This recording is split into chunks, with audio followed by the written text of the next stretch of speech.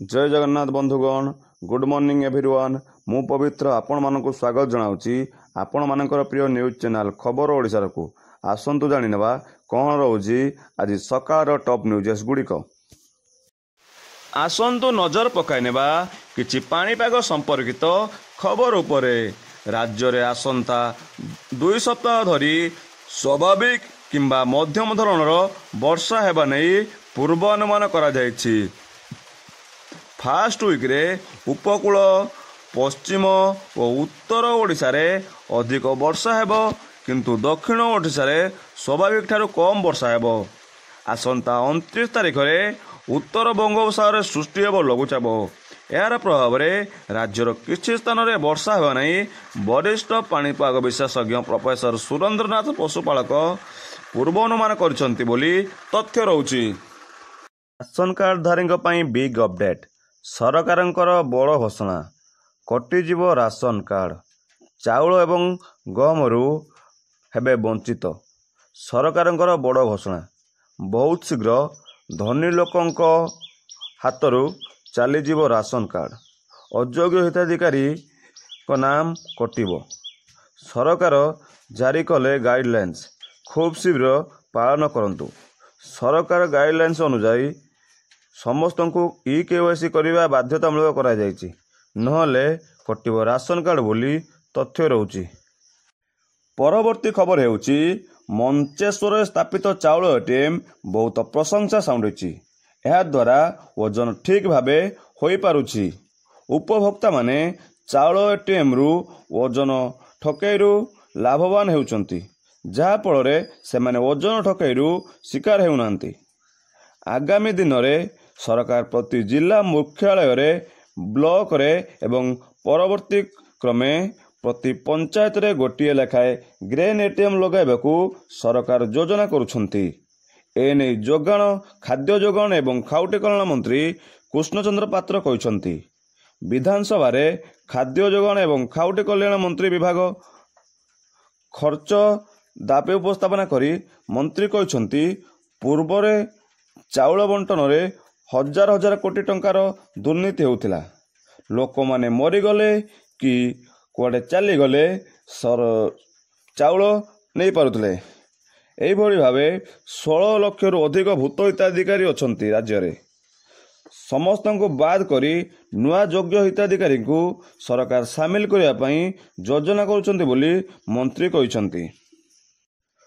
परवर्ती खबर हेउची स्थायी नियुक्ति नियमित दाबी सह 10 दफा दाबी नहीं ओडिशा ग्रामांचल पियन संघ कोरापुट जिला शाखा गत शुक्रवार जिलापाल द्वारस्थ होई थिले।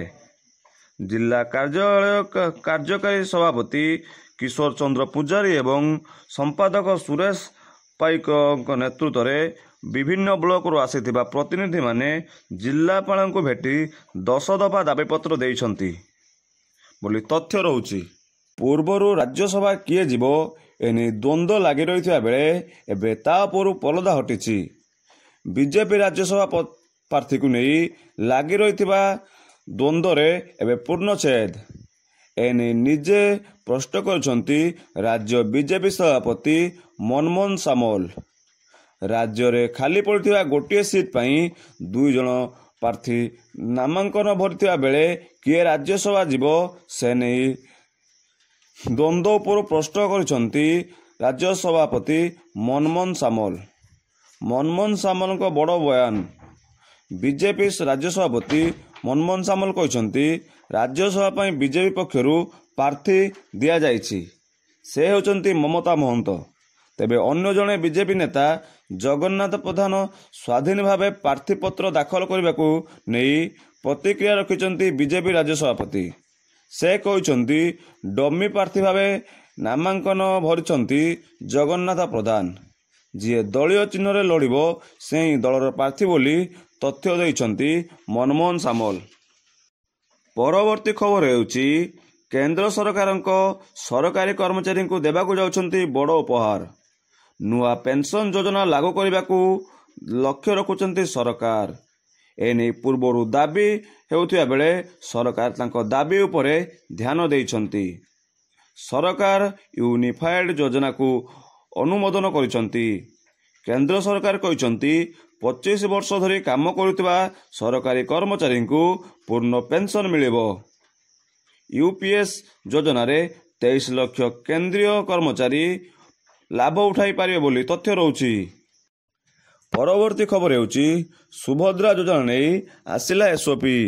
ଏହି ଯୋଜନାରେ କେଉଁ ମହିଳାମାନେ ଉପକୃତ ହେବେ, କେଉଁ ମହିଳାମାନେ ବାଦ୍ ପଡ଼ିବେ, ମହିଳାମାନେ କିପରି ଆବେଦନ କରିବେ ସେ ସମ୍ପର୍କରେ ବିଧାନସଭାରେ ସୂଚନା ଦେଲେ ମୁଖ୍ୟମନ୍ତ୍ରୀ ମୋହନ ଚରଣ ମାଝୀ। ଆସନ୍ତୁ ଜାଣିବା ଏହି ଯୋଜନାରେ କେଉଁମାନେ ଲାଭ ପାଇବେ ଏବଂ କିପରି ଆବେଦନ କରିବେ।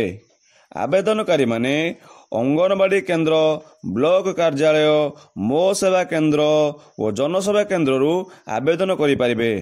ଏହିସବୁ କେନ୍ଦ୍ର ମାନଙ୍କରେ ମାଗଣା ଫର୍ମ ମିଳିବ, ସେଥିରୁ ସେମାନେ ଆବେଦନ କରିପାରିବେ ବୋଲି ତଥ୍ୟ ରହୁଛି।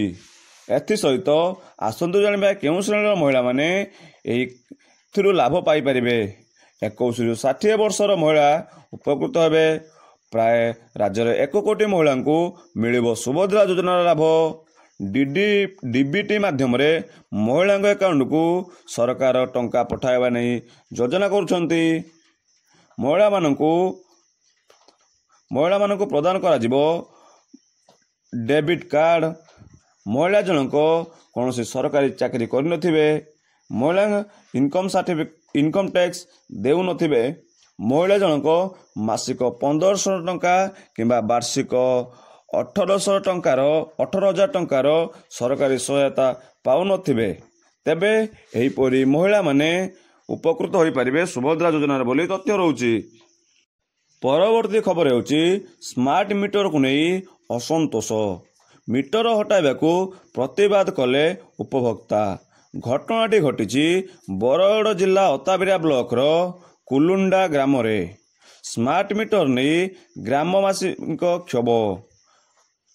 ଖାଲି ଅତାବିରା ବ୍ଲକରେ ନୁହେଁ, ରାଜ୍ୟର ଅନେକ ଅଞ୍ଚଳରେ ଏପରି ଘଟଣା ଘଟୁଛି, ଯାହା ଏବେ ସାମ୍ନାକୁ ଆସିଛି। ପରବର୍ତ୍ତୀ ଖବର ହେଉଛି ସୁଭଦ୍ରା ଯୋଜନା ନେଇ ଏସ୍ଓପି ଆସିଲା ପରେ ଜୋର ଧରିଛି ରାଜନୈତିକ ବୟାନବାଜି। ଗତକାଲି ବିଧାନସଭାରେ ଏନେଇ ରୂପରେଖ ପ୍ରସ୍ତୁତ ହେବା ପରେ ସୁଭଦ୍ରା ଯୋଜନା ନେଇ ବିରୋଧୀଙ୍କ ସମାଲୋଚନା। କହିଲେ ଧୂଆଁ ବାଣ। ସେପଟେ ସୁଭଦ୍ରା ଯୋଜନାରେ 1 କୋଟି ମହିଳାଙ୍କୁ ସାମିଲ କରିବାକୁ ରାଜ୍ୟ ସରକାର ଲକ୍ଷ୍ୟ ରଖିଥିବା ବେଳେ କେବଳ ଏହାକୁ ନେଇ ରାଜନୀତି କରୁଛନ୍ତି ବିରୋଧୀ ବୋଲି ବିଜେପି କହିଛି। ପରବର୍ତ୍ତୀ ଖବର ହେଉଛି ଗଞ୍ଜାମ ଟିକିରି ମଦ ମୃତ୍ୟୁ ଘଟଣା ପରେ ଏବେ ପୋଲିସ ପ୍ରଶାସନ ଏବଂ ଅବକାରୀ ବିଭାଗର ଆକ୍ସନ ମୋଡ୍।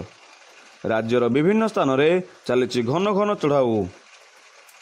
ଏହିପରି ଭାବେ ଭୁବନେଶ୍ୱର ସାଲିଆସାହି ପାଖରୁ ପୋଲିସର ଏକ ବଡ଼ ଧରଣର ରେଡ୍ 3ଟି ଦେଶୀ ମଦ କାରଖାନା ଠାବ କରିଛି ବୋଲି ତଥ୍ୟ ରହୁଛି।